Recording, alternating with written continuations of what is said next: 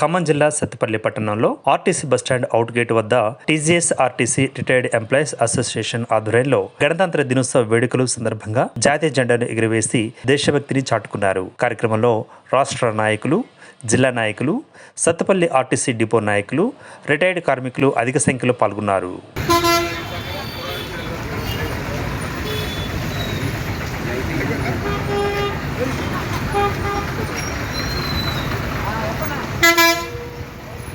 order